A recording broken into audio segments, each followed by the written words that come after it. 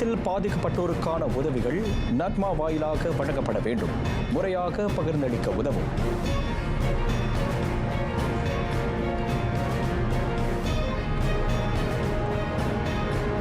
பொருளாதார அனுகூலங்கள் கடைநிலை மக்களை எளிதில் சென்றடைவது உறுதி செய்யப்படும். பாகுபாடு காட்டப்படாது.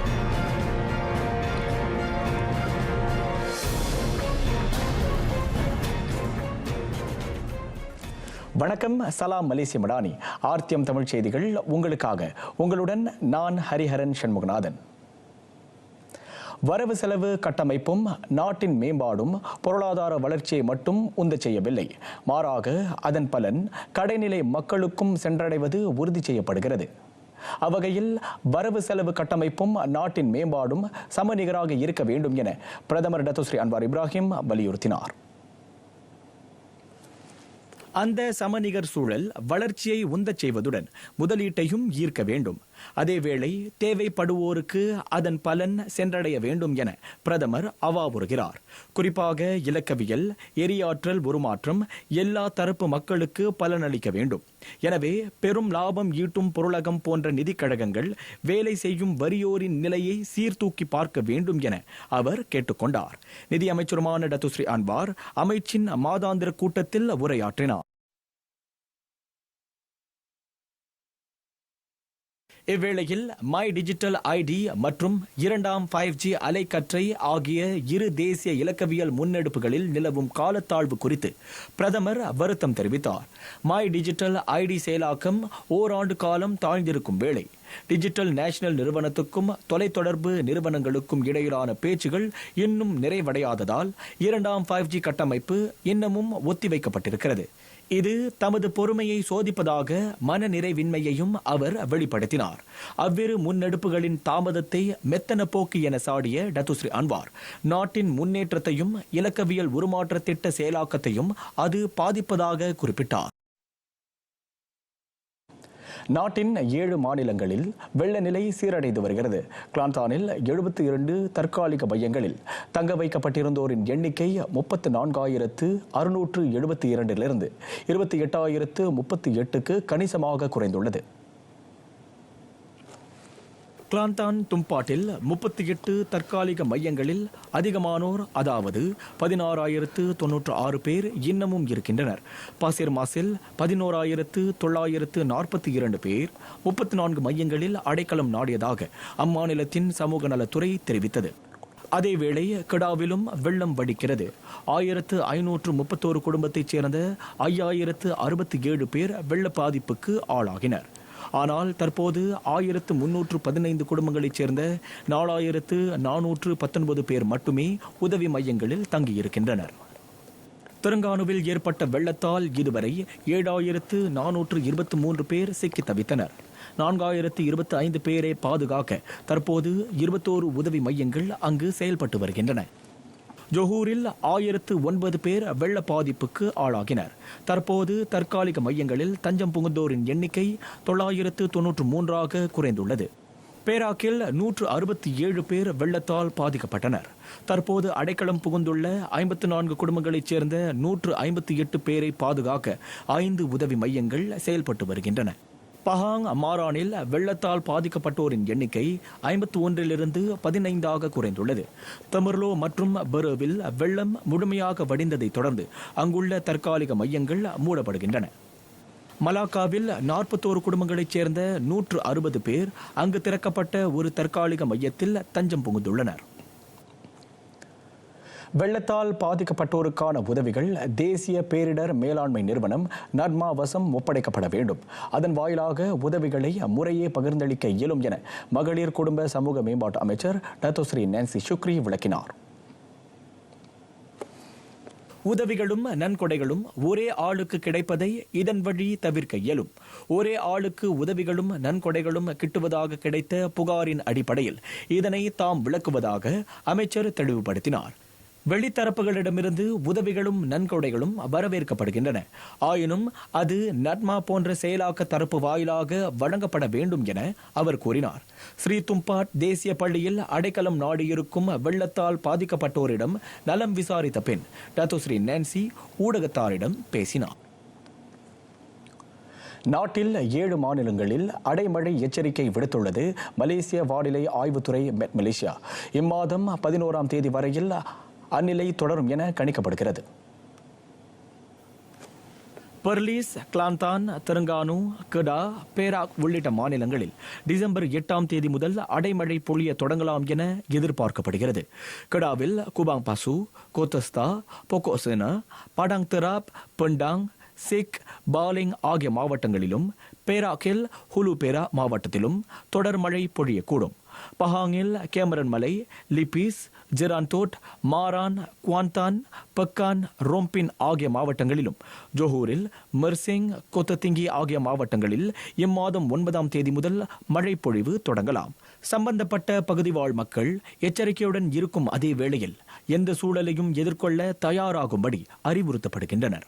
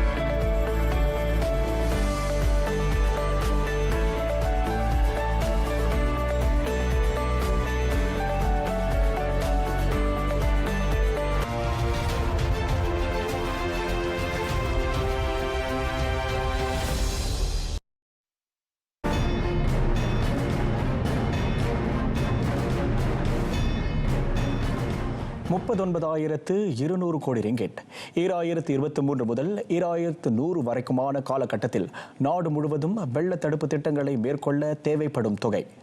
அதன் வாயிலாக 365 திட்டங்கள் செயல்படுத்தப்பட உள்ளதாக துணை பிரதமர் டத்தோஸ்ரீ ஃபடிலா யூசுப் கூறினார். இதுவரை வெள்ள அபாயத்தை எதிர்கொள்ள ஆற்றுப்படுக்கை மீதான ஆய்வுகள் ஆகிய கட்டமைப்பு அல்லாத அணுகுமுறை மேற்கொள்ளப்பட்டு வருகிறது. அரசின் நிதியாற்றல் கட்டுக்குள் இருக்கின்ற நிலையில் வெள்ள அபாயம் அதிகம் இருக்கும் மாநிலங்கள் வெள்ள தடுப்பு திட்டத்தை செயல்படுத்த முன்னுரிமை வழங்கப்படும். வெள்ளத்தை எதிர்கொள்ளவும் அந்த பேரிடர் களைவதற்கான நிர்வாக செயல்திறனை அதிகரிக்கவும் அரசு பல முன்னெடுப்புகளை கையாள்கிறது.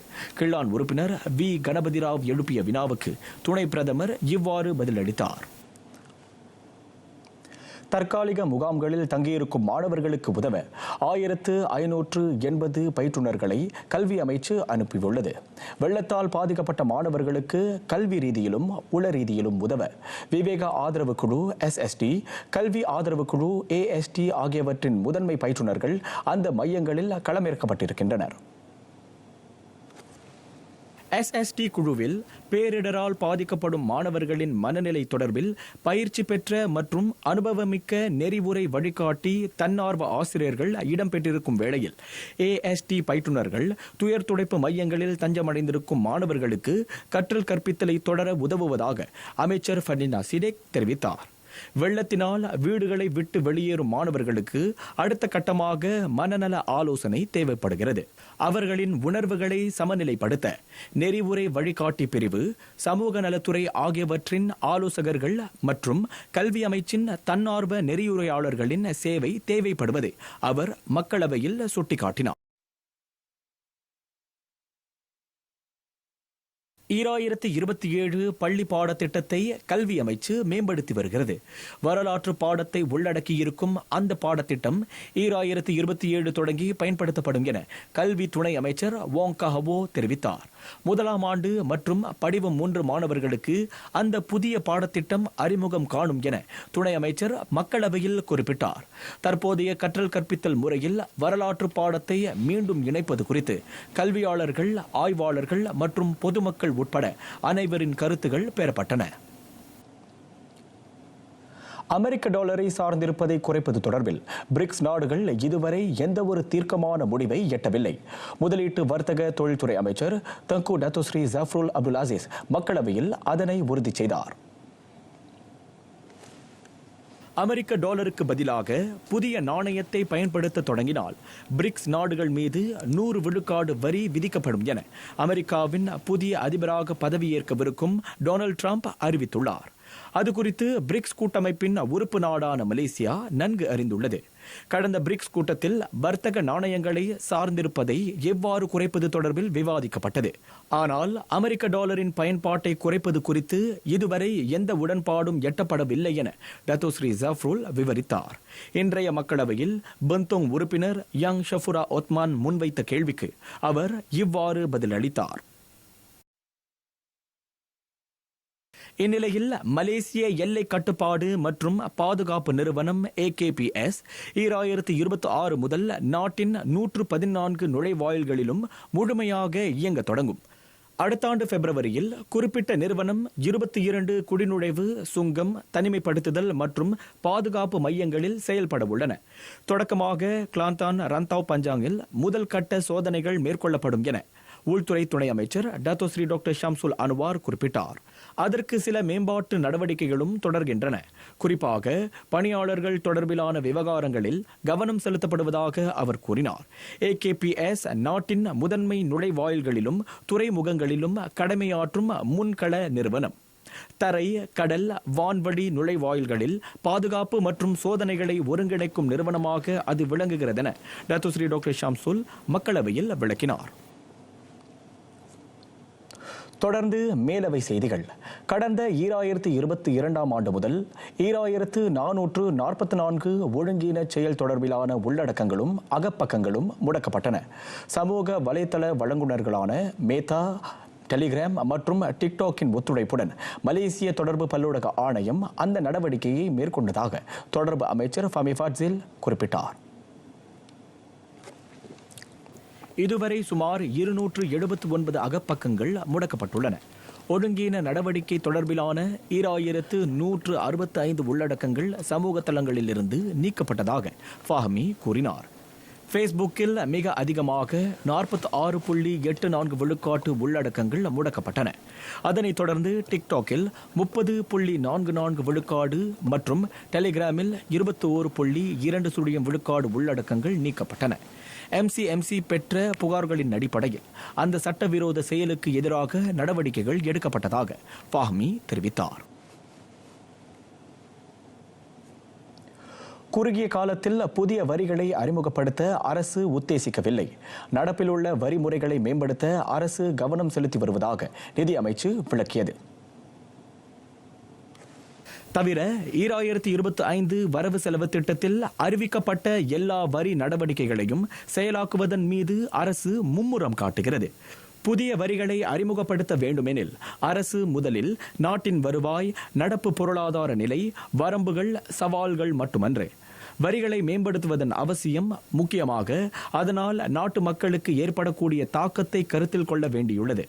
மேலவையில் செனட்டர் டத்தோஸ்ரீ S. வேள்பாரி துன்சாமி வேலுவின் வினாவுக்கு நிதி அமைச்சு எழுத்துப்பூர்வமாக அந்த பதிலை வழங்கியது. இவ்வேளையில் அந்நிய தொழிலாளர்களுக்கான EPF சந்தா தொகை பங்களிப்பிற்கான சிறந்த அணுகுமுறையை அரசு துல்லியமாக ஆராய்கிறது. அது குறித்து பல்வேறு துறைசார் தரப்புகளுடன் கலந்தாலோசனை நடத்தப்பட்டு வருவதாக நிதி அமைச்சு தெரிவித்தது. செயலாக்கப்படும் கொள்கை எல்லாருக்கும் பயனளிக்கக்கூடியதாக இருக்க வேண்டும் என்பதை கருத்தில் கொண்டு அந்த ஆய்வு மேற்கொள்ளப்படுகிறது. அந்த நடவடிக்கை உள்ளூர் வணிகங்கள் அனைத்துலக நிலையில் போட்டியாற்றலுடன் விளங்க வகை செய்யும். அத்துடன் அயலக தொழிலாளர்களை சார்ந்திருக்கும் நிலையை குறைக்கவும் அது துணை புரியும். அந்நிய தொழிலாளர்களுக்கு ஊழியர் சேமநிதியை கட்டாயமாக்கும் முடிவால் வருங்காலத்தில் குறு சிறு நடுத்தர தொழில் முனைவர்களுக்கு ஏற்படும் சுமை குறித்து செனட்டர் டத்தோ கோ நாய் குவாங் எழுப்பிய வினாவுக்கு நிதி அமைச்சு விடை பகன்றது. இவ்வேளையில் இவ்வாண்டின் 3ஆம் காலாண்டில் தயாரிப்பு துறைக்கான உள்நாட்டு மொத்த உற்பத்தி மதிப்பு 9,740 கோடி ரிங்கிட்டாக அதிகரித்துள்ளது. கடந்த ஆண்டு இதே காலகட்டத்தில் பதிவான மதிப்பை காட்டிலும் அது அதிகம் என முதலீட்டு வர்த்தக தொழில் அமைச்சு சுட்டியது. கடந்த ஆண்டு அதன் மதிப்பு 9,230 கோடி ரிங்கிட்டாக பதிவான நிலையில் இவ்வாண்டு அது 5.5 விழுக்காடாக உயர்ந்துள்ளது. ஓராண்டுக்கு முன்னர் 2030 புதிய தொழில்துறை பெருந்திட்டம் தொடங்கியதிலிருந்து உற்பத்தி துறையில் மலேசியா ஊக்கமூட்டும் வளர்ச்சியை பதிவு செய்து வருகிறது. வேலை வாய்ப்புகளும் 1.4 விழுக்காடு அதாவது 40,000 அதிகரித்துள்ளன. மேலும் இவ்வாண்டின் முதல் பாதியில் நாட்டின் சராசரி சம்பள விகிதம் 5.6 விழுக்காடு அல்லது 145 ரிங்கிட்டாக அதிகரித்து 2,745 ரிங்கிட்டாக பதிவாகியுள்ளது. கடந்த ஆண்டு சராசரி சம்பள விகிதம் 2,600 ரிங்கிட்டாக இருந்தது. மேலவையில் செனட்டர் டாக்டர் ஏ லிங்கேஸ்வரனின் கேள்விக்கு மீதி பதிலளித்தது. இதனிடையே இந்திய மகளிர் தொழில் முனைவோரை வலுப்படுத்தும் பெண் திட்டத்தின் கீழ் 3,262 பெண்கள் பலனடைந்துள்ளனர். கடந்த மாதம் வரை அவர்களுக்கு என 1,03,40,000 ரிங்கிட் பகிர்ந்தளிக்கப்பட்டுள்ளது. இந்திய தொழில் முனைவர்களுக்கான ஸ்பூமி கோ ஸ்பீக் மேம்பாட்டு திட்டத்தின் கீழ் 77 மகளிர் தொழில் முனைவர்களுக்கு 31 லட்சம் ரிங்கிட் வழங்கப்பட்டுள்ளதாக தொழில் முனைவு மேம்பாட்டு கூட்டுறவு துணை அமைச்சர் டத்தோஸ்ரீ ஆர் ரமணன் குறிப்பிட்டார். மேலும் உள்ளூர் வணிகங்களை அனைத்துலக சந்தைக்கு கொண்டு செல்ல துணை புரியும் IBAP இந்திய குறு வணிக ஊக்குவிப்பு திட்டத்தின் கீழ் SME காப் 15 லட்சம் ரிங்கிட் மதிப்பிலான மானியத்திற்கு ஒப்புதல் வழங்கியுள்ளது. அதன் மூலம் 20 இந்திய நிறுவனங்கள் நன்மை அடைந்துள்ளன. அதில் 6 மகளிர் தொழில் முனைவோரை உட்படுத்திய நிறுவனங்கள் ஆகும். அதற்கு 3,50,000 ரிங்கிட் கொடுக்கப்பட்டுள்ளது. அதோடு கடந்த மாதம் வரை பேங்ராக்யாட்டின் பிரீஃப் ஆய் திட்டத்தின் மூலம் 145 மகளிர் தொழில் முனைவர்கள் உட்பட 430 பேருக்கு 3,89,80,000 ரிங்கிட் வழங்கப்பட்டது. மேலவையில் கேள்வி பதில் அங்கத்தின் போது டத்தோஸ்ரீ ரமணன் இவ்விவரங்களை வெளியிட்டார். நாட்டில் பாதுகாப்பான இலக்கவியல் சூழலை உருவாக்கும் முயற்சி தீவிரப்படுத்தப்படுகிறது. 1998 தொடர்பு பல்லூடக சட்ட திருத்தமும் அதற்கான நடவடிக்கையில் அடங்கும் என தொடர்பு துணை அமைச்சர் தியோனே சிங் தெரிவித்தார். செயற்கை நுண்ணறிவு அபரிமிதமான வளர்ச்சியை உந்தச் செய்யும் ஆற்றலை கொண்டிருந்தாலும் தனிப்பட்ட தகவல் ஊடுருவல், மோசடி, ஆபத்தான தகவல் பரவல் ஆகியவற்றுக்கும் பயன்படுத்தப்படக்கூடும். அதனை முன்னிறுத்தியே 1998 தொடர்பு பல்லூடக சட்ட திருத்தம் கடந்த திங்கட்கிழமை நாடாளுமன்றத்தில் தாக்கல் செய்யப்பட்டது என துணை அமைச்சர் விளக்கினார். சிறார் பாலியல் விவகாரம், இயங்கலை மோசடி போன்ற குற்றங்களுக்கு கடும் தண்டனை வழங்க இந்த திருத்தம் வகை செய்யும். அதேவேளை இயங்கலை வன்பகடி, இணைய இயங்கலை மறுட்டல்கள் ஆகியவற்றை கையாள இயங்கலை பாதுகாப்பு சட்ட வரைவை அறிமுகப்படுத்தவும் தொடர்பு அமைச்சு ஆயத்தமாகி வருவதாக அவர் கூறினார். நேஷன் கேட் செயற்கை நுண்ணறிவு தளத்தை தொடக்கி வைத்து தியோ உரையாற்றினார். மலேசிய தமிழ் திரைப்படத்துறைக்கு ஓர் அங்கீகாரம். 2024 மலேசிய திரைப்பட விழாவுக்கு 2 உள்ளூர் இந்திய படைப்புகள் தேர்வாகி இருக்கின்றன. 15 ஆண்டுகளில் அந்த தேசிய விருதுக்கான இறுதிச் சுற்றுக்குள் நாட்டின் பல தமிழ் திரைப்படைப்புகள் முன்னேறி வருவது ஊக்கமூட்டும் வளர்ச்சியை குறிக்கிறது. இயக்குனர் லா தனேஷ் பிரபு கைவண்ணத்தில் உருவான அக்ரிணை சிறந்த சிறார் கலைஞருக்கான தேசிய திரைப்பட விருதுக்கு தேர்வு செய்யப்பட்டுள்ளது. அதில் முக்கிய கதாபாத்திரம் ஏற்றிருந்த ஜோயன் மரிசா சிறந்த நடிப்பை வெளிப்படுத்தியிருந்தார். நாம் கற்ற இசை எனும் உள்ளூர் படைப்பு சிறந்த முத்திரை இசை பிரிவில் தனது பலத்தை சோதிக்கவிருக்கிறது. எங்களுக்கு மிக மகிழ்ச்சி. ஸோ ஏன்னா இவ்வளோ மலே ஃபிலிம்க்கு நடுவில், சைனீஸ்க்கு நடுவில் ஒரு தமிழ் ஃபிலிம் ஆச்சும் ஒரு கண்டென்ட் பேஸில் ஒரு நல்ல ஒரு கண்டென்ட்க்கு கிடைக்கிற ஒரு அங்கீகாரம் நினைக்கிறோம். இது எங்களுக்கு சந்தோஷமாகவும் இருக்குது. ஏன்னா எங்களை மாதிரி வளர்ந்து வர டைரக்டர்ஸ், ஃபிலிம் மேக்கர்ஸ்க்கு நாங்கள் நல்ல வழியில் தான் போயிட்டுருக்கோன்னு இந்த மாதிரி ஒரு சில ஒரு பெரிய விருதுகள் கிடைக்கும் போது நம்மளுக்கு ஒரு நம்பிக்கை வருது. இந்த மலேசிய தமிழ் இண்டஸ்ட்ரியில் ஒரு பெரிய ஒரு முன்னேற்றத்தை எல்லாம் எதிர்பார்க்குறாங்கன்னு மட்டும் தெரியுது, நல்லா தெரியுது. தேசிய திரைப்பட விருதுக்கு தங்களது படைப்பு தேர்வு செய்யப்பட்டதை அக்ரிணை படக்குழுவினர் பெருமையாக கருதுகின்றனர். அடுத்த படைப்பை இன்னும் தரமாக உருவாக்க வேண்டும் என்ற உத்வேகத்தில் அவர்கள் உள்ளனர். என்ன ரிலீஸ் பண்ண போறோம்னா சுட்டாத்தலா எனக்கு ஒரு படம், தமிழ் திரைப்படம் சுட்டாத்தலா எனக்கு ஸோ இந்த சுத்தாத்தலை எனக்கு வந்து படம் வந்து டோட்டலி வந்து அக்ரணி விட ஒரு வித்தியாசமான படம். இது வந்து கொமர்ஷியல் படம். கொமர்ஷியல் இதில் வந்து டார்க் காமெடி இருக்கும், ஆக்ஷன் இருக்கும். மலேசியாவில் வந்து ஆக்ஷன் தமிழ் திரைப்படம் வந்து வர்றது ரொம்ப குறைவு சொல்லுவேன். ஸோ அதில் இந்த படம் வந்து ஒரு ஒரு ஒரு பெரிய எஃபர்ட் எடுத்திருக்குமே அப்படி சொல்ல முடியும். ஒரு பெரிய எஃபர்ட் இருக்குது. இது நிறைய ஆக்ஷன் சீக்வன்ஸ், நிறையா டெக்னிக்கல் ஒர்க்ஸு, அதை தாண்டி கொமர்ஷியலாக வந்து நல்லா வந்து தேட்டருக்கு வந்து என்ஜாய் பண்ணி காமெடியெலாம் என்ஜாய் பண்ணுற அளவுக்கு ஒரு நல்ல ஒரு முயற்சி பண்ணியிருக்கோம். 33ஆம் மலேசிய திரைப்பட விழா வரும் சனிக்கிழமை நடைபெறவுள்ளது. 100க்கும் மேற்பட்ட படைப்புகள் 24 பிரிவுகளில் போட்டியிடுகின்றன. நாட்டின் திரைப்படைப்புகளை கௌரவிக்கும் அந்த விருதளிப்பு நிகழ்ச்சி RTM TV 2 நாளை மறுநாள் இரவு 8:30 மணி தொடங்கி நேரலை செய்யப்படும். கடந்த மாதம் 24ஆம் நாள் சீனாவைச் சேர்ந்த 15 வயது யுவதியை கடத்திய குற்றச்சாட்டை சக நாட்டவர் இன்று ஜோஹர் பாரு மேஜிஸ்ட்ரேட் நீதிமன்றத்தில் எதிர்நோக்கினார். ஹுவாங் ஷவுனான் எனும் அந்த ஆடவர் மேஜிஸ்ட்ரேட் R ஷாலினி முன்னிலையில் தம் மீதான அந்த குற்றத்தை மறுத்தார். அந்த பெண்ணை கடத்தி அவரை ரகசியமாக அடைத்து வைக்க முற்பட்டதாக தொடர்புடைய ஆடவர் மீது குற்றம் சுமத்தப்பட்டுள்ளது. சிங்கப்பூர் பல்கலைக்கழக மாணவரான ஹுவாங் ஜாலான் ஸ்டேஷனில் அமைந்துள்ள ஹோட்டலில் மாலை மணி 4:08க்கு அந்த குற்றத்தை புரிந்ததாக நம்பப்படுகிறது. உத்தரவாதத்தின் பேரில் சந்தேக நபரை விடுவிக்க நீதிபதி அனுமதி வழங்கவில்லை. ஏற்புடைய ஆவணங்களை வழங்க அடுத்த ஆண்டு ஜனவரி 27ஆம் தேதியில் அந்த வழக்கு மீண்டும் செவிமடுக்கப்படும். தலைநகர் சிராஸில் கடந்த நவம்பர் 29ஆம் தேதி உணவக காசாளர் குத்தி கொலை செய்யப்பட்ட வழக்கு விசாரணை தொடர்பில் 34 வயது சீன நாட்டு பெண் தடுத்து வைக்கப்பட்டுள்ளார். இதுவரையில் சீனாவைச் சேர்ந்த 2 ஆடவர்கள், 4 மியான்மர் நாட்டினர், ஓர் உள்ளூர்வாசி உட்பட 7 வரை போலீசார் கைது செய்தனர். ஐயத்திற்குரிய இறுதி நபர் நேற்று மாலை 4:30 மணி வாக்கில் பல்பொருள் அங்காடி கடை முன் கைது செய்யப்பட்டதாக கோலாலம்பூர் போலீஸ் தலைவர் டத்தோர் ரூஸ்டி முகமது ஈசா தெரிவித்தார். கொலைக்கான நோக்கமும் அதற்கு காரணமான முதன்மை குற்றவாளி குறித்தும் இன்னமும் அறியப்படாத நிலையில் குற்றவியல் சட்டம் 302 பிரிவின் கீழ் போலீசார் விசாரணையை முடுக்கிவிட்டுள்ளனர். 49 வயது உணவக காசாளரை கூர்மையான கத்தியால் குத்தியதால் அவர் உயிரிழந்ததாக உறுதிப்படுத்தப்பட்டது. நுரையீரலில் ஏற்பட்ட காயத்தாலும் அதிக இரத்த கசிவாலும் அவர் உயிரிழந்தது உடற்கூறு ஆய்வில் தெரியவந்தது.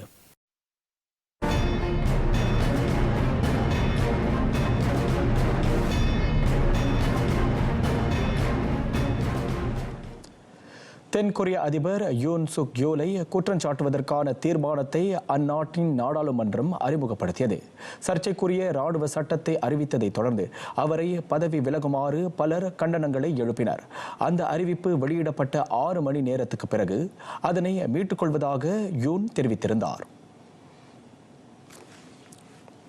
அதிபர் யூனின் அந்த அறிவிப்பு 40 ஆண்டுகளில் முதன்முறையாக நிகழ்ந்துள்ளது. வடகொரிய படைகள் அச்சுறுத்தலிலிருந்து தென்கொரியாவை பாதுகாக்க ராணுவ சட்டத்தை அறிவித்ததாக அவர் கூறினார். அவரை பதவியிலிருந்து நீக்க கோரிக்கை விடுக்கும் மனு நாடாளுமன்றத்தில் தாக்கல் செய்யப்பட்டது. அதனால் அவரை பதவி நீக்கம் செய்யும் வரலாற்று பூர்வ வாக்கெடுப்பு அடுத்த 3 நாட்களில் நடைபெறலாம் என கணிக்கப்பட்டுள்ளது. யூன் நாட்டில் கிளர்ச்சியை தூண்ட முயன்றதாக அவர் மேல் விசாரணைகள் தொடங்கப்பட்டுள்ளன. 2022 பதவியேற்ற அதிபர் யூனின் எதிர்காலம் தற்போது கேள்விக்குறியாகியுள்ளது. தென்கொரிய ஆளும் மக்கள் சக்தி கட்சியில் பிளவு ஏற்பட்ட போதிலும் யூனை பதவி நீக்கும் தீர்மானத்துக்கு ஆதரவளிக்கப் போவதில்லை என அந்த கட்சி குறிப்பிட்டது. இதற்கிடையில் அந்நாட்டின் தற்காப்பு அமைச்சர் கிம் யோங் ஹோன் தமது பதவி விலகலை அறிவித்துள்ளார். ராணுவ ஆட்சி அறிவிப்பால் ஏற்பட்ட குழப்பத்திற்கு வருந்துவதாக குறிப்பிட்ட அவர் அதற்கு முழு பொறுப்பை ஏற்பதாக அறிவித்துள்ளார். இதர அமைச்சரவை உறுப்பினர்கள் யூனின் நிர்வாகத்தின் கீழ் தொடர்ந்து கடமையாற்றுவர் என தெரிவிக்கப்பட்டுள்ளது. இவ்வேளையில் தற்காப்பு அமைச்சரின் பதவி விலகலை ஏற்பதாக அதிபர் குறிப்பிட்டுள்ளார். தென்கொரியாவுக்கான சவுதி அரேபிய தூதர் சாய் பியாங் ஹியோக் அந்த பொறுப்பை ஏற்கிறார். அடுத்த ஆண்டு தொடக்கத்தில் மூடு விழா காண்கிறது பிரெஞ்சு உல்லாச நீர் பூங்கா. கடல்சார் பாலூட்டிகளை கொண்டு சாகசங்களை நடத்துவதற்கு 2021 அந்நாட்டில் தடை விதிக்கப்பட்டது. அதனைத் தொடர்ந்து அங்கு வருவோரின் எண்ணிக்கை பெரும் சரிவு கண்டது. அதனால் ஏற்பட்ட நட்டத்தை சமாளிக்க அந்த உல்லாச நீர் பூங்கா நிர்வாகம் அங்குள்ள உயிரினங்களை மற்ற நாடுகளுக்கு அனுப்பும் முன்னெடுப்பை கையில் எடுத்திருக்கிறது. குறிப்பாக 2 வேட்டை திமிங்கலங்களை ஜப்பானுக்கு அனுப்ப அது திட்டமிட்டிருந்தது. அதற்கு ஆர்வலர்கள் எதிர்ப்பு தெரிவித்து வருகின்றனர். இந்நிலையில் ஜப்பான் மிகவும் தளர்வான விலங்கு பாதுகாப்பு சட்டங்களை கொண்டிருப்பதாக பிரெஞ்சு சூழியல் அமைச்சர் சாடியுள்ளார். கடந்த மார்ச் மாதம் சம்பந்தப்பட்ட நீர் பூங்காவில் 2 திமிங்கலங்கள் மாண்டதை அடுத்து அது சர்ச்சையில் சிக்கியது. 5 மாத இடைவெளியில் ஒன்றின் பின் ஒன்றாக அவை மாண்டன. ஆண்டுக்கு 12 லட்சம் பேராக இருந்த அங்கு வருவோரின் எண்ணிக்கை கடந்த 10 ஆண்டுகளில் 4,25,000 குறைந்தது. ஜப்பானில் தொடங்கியது இலையுதிர் காலம். அந்த உதயசூரியன் நாட்டின் வெப்பநிலை 1.97 பாகை செல்சியஸாக பதிவானது. கடந்த 126 ஆண்டுகளில் வரலாறு காணாத வெப்பநிலையாக அது கருதப்படுவதாக அந்நாட்டு வானிலை ஆய்வு நிறுவனம் தெரிவித்தது. கடந்த செப்டம்பர் முதல் நவம்பர் மாதம் வரை ஜப்பானின் பல பாகங்களில் வெப்பநிலை வழக்கத்துக்கு மாறாக அதிகமாக பதிவாகியது. இது இளவேனில் காலம் என்பதால் இப்பருவத்தில் மரங்களில் உள்ள இலைகள் சிவப்பு மற்றும் மஞ்சள் நிறத்தில் காணப்படும். கண்களை குளிரச் செய்யும் நிறம் மாறிய இலைகளின் அழகை காண அந்நாட்டிற்கு சுற்றுலா பயணிகள் படையெடுக்கின்றனர். இரவில் ஒளிரும் இலைகளை கொண்ட மேப்பல் மரங்களை ரசிக்க கியோத்தோவில் உள்ள பிரபல ரயில் நிறுவனம் வாய்ப்பு நல்குகிறது. இன்று முதல் டோக்கியோவிலும் டிசம்பர் 9ஆம் நாள் தொடக்கம் ஒசாகாவிலும் இலையுதிர் காலத்தை ரசிக்கலாம் என ஜப்பான் வானிலை ஆய்வு நிறுவனம் அறிவித்தது.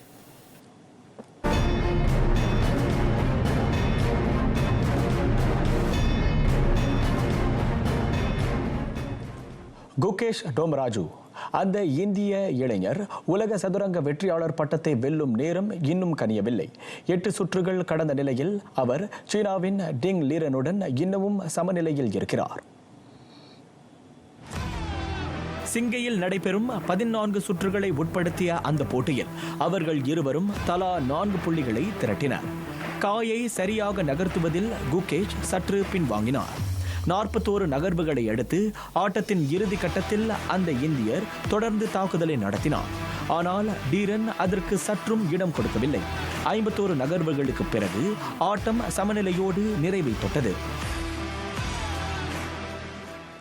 வெற்றி பாதைக்கு திரும்பியது மான்செஸ்டர் சிட்டி. நாட்டிங்ஹாம் ஃபாரஸ்டிற்கு எதிரான இங்கிலீஷ் பிரீமியர் லீக் ஆட்டத்தில் அந்த நடப்பு வெற்றியாளர் 3-0 என வாகை சூடியது. சிட்டிக்கான கோல்களை Bernardo Silva, Kevin de Bruyne, Jeremy Doku ஆகியோர் புகுத்தினர். அதனைத் தொடர்ந்து 7 ஆட்டங்களில் தொடர்ந்த சிட்டியின் வெற்றி காணா நிலை ஒரு முடிவுக்கு வந்தது. அவர்கள் மூவரும் பெற்றுத்தந்த வெற்றியால் 26 புள்ளிகளுடன் சிட்டி லீக் பட்டியலில் 4ஆம் நிலையை வகிக்கிறது. முதல் இடத்தில் இருக்கும் லிவர்பூல் அணியுடன் ஒப்பிடுகையில் அது 9 புள்ளிகள் குறைவாக உள்ளது.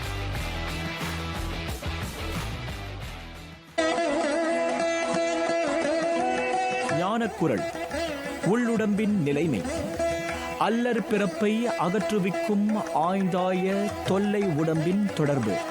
நுட்பமாக ஆய்ந்தோமானால் கடந்த பிறவிகளின் ஊழே அடுத்தடுத்த பிறவிகளில் நல்வினை தீவினையாக விளைகின்றன. ஒவ்வொரு பிறவியிலும் உடல் அனுபவிக்கும் தொல்லைகளுக்கு அதுவே அடிப்படை என விளம்புகிறார் ஔவை பெருமாட்டி. நிறைவடைகின்றன ஆர்த்தியம் தமிழ் செய்திகள். எங்களோடு இணைந்ததற்கு நன்றி.